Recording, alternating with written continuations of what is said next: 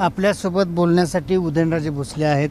महाराज साहेब, काय सांगाल या सगळ्या प्रचाराच्या दरम्यान कोणतं तुमचं टार्गेट महत्त्वाचं असेल? माझं नेहमी पहिल्यापासून म्हणजे 30 वर्षापूर्वी ज्यावेळेस मी समाज करायला सुरुवात केली, ते जे टार्गेट होतं की लोकांचा विकास करणं, त्यांना त्यांचे न्याय हक्क मिळवून देणं, हेच माझं पहिल्यापासून लोकांचं हित जोपासणं, हेच माझं टार्गेट आहे आणि तेच माझं टार्गेट कायम शेवटपर्यंत राहणार। प्रचारातील महाराज मुद्दे काय असतील, तुमचं विजन कसं असेल? मी सांगितलं ना तुम्हाला, सगळे विकासाचे मुद्दे, कारण की लोकांना डेव्हलपमेंट पाहिजे, उगीच फालतू घोषणा नाही। आज मला सांगा की एक काळ होता ज्यावेळेस संपूर्ण काँग्रेस पक्ष, म्हणजे जेव्हा देशाला स्वातंत्र्य मिळाल्यानंतरचा काळ संपूर्ण काँग्रेसची सत्ता होती, कुठलाही दुसरा पक्षच नव्हता। त्यावेळेनंतर मग त्यानंतर मग दोनच फक्त भारतीय जनता पक्षाचे उमेदवार निवडून आले, अटल बिहारी वाजपेयीजी आणि लालकृष्ण अडवाणीजी। म्हणजे आपण थोडंसं ह्यावरती पण लोकांनी विचार करणं गरजेचं आहे की मग एवढ्या दोन खासदारांवरनं आज केवळ राज्यात नाही, आपल्या देशात नाही, तर पूर्ण जगभरातला सगळ्यात मोठा पक्ष म्हणून आज भारतीय जनता पक्षाकडे पाहिलं जातं। हे का घडलं? हे परिवर्तन एवढ्यासाठी घडलं की ह्या अगोदर फक्त घोषणा झाल्या आणि पोकळ घोषणा झाल्या।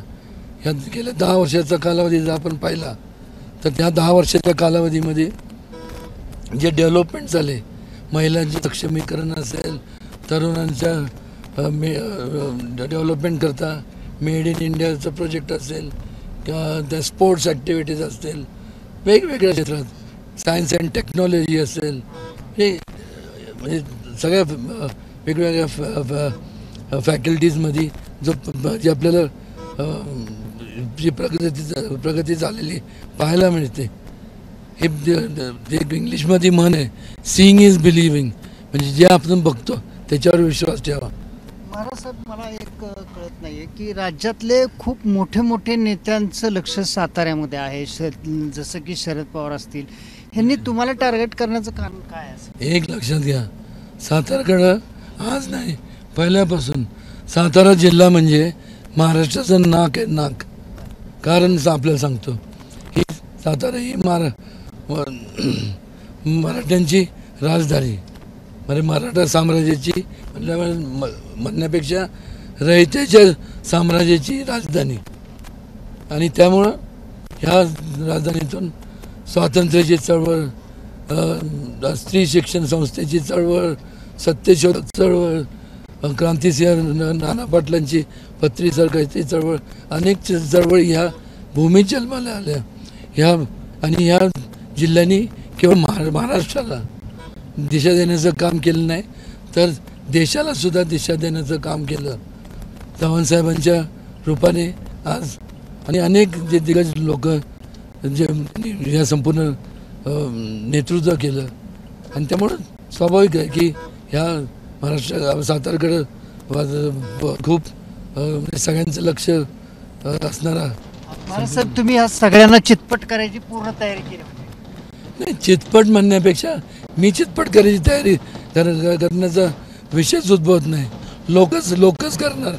कारण की एका बाजूला आपण यशवंत विचार सांगतो, दुसऱ्या बाजूला जे यशवंत विचार जोपासत नाही आणि त्यांचा तुम्ही जेव्हा त्यांचं तुम्ही पाठराखण करता, मग हे कुठले, मग हे कशा करता आज अनेक घोटाळे त्यांच्यावरती असताना आज माझ्या मतदारसंघात येऊन तुम्ही जर यशवंत विचार सांगणार असाल, एक सोडून नाही तर माझ्या मतदारसंघात 4 सभा यशवंत विचार। आता हे कुठले यशवंत विचार हे लोकांच्या हिताकरता त्यावेळी यशवंतराव चव्हाणांनी मांडलेले त्यांचे विचार होते।